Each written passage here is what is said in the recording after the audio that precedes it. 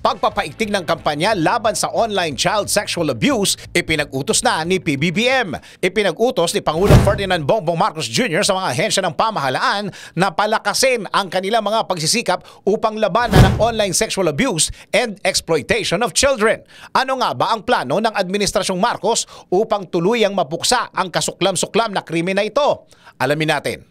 Merong sariling kakayahan ang bawat ahensya ng pamahalaan at nais ni Pangulong Marcos na gamitin nila ito upang mapuksa ang online child sexual abuse sa bansa. Halimbawa na lang dito ang Department of Justice o DOJ na inatasan ni Pangulong Marcos na tutukan ang prosecution laban sa mga taong sangkot sa pang-aabuso habang binigyan ng direktiba ang law enforcement agencies na i-crack down ang mga salarin. Samantala, hihikayatin ng Department of the Interior and Local Government o DILG ang mga lokal na pamahalaan na magpasa ng mga ordinansa na makakatulong sa reporting at monitoring.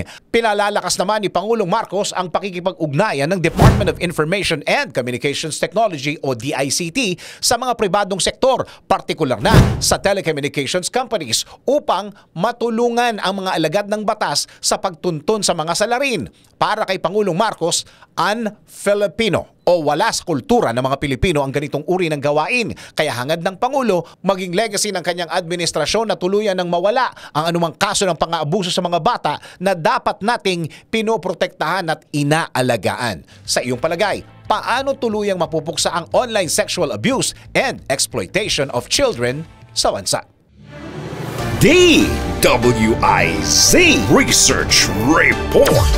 Report.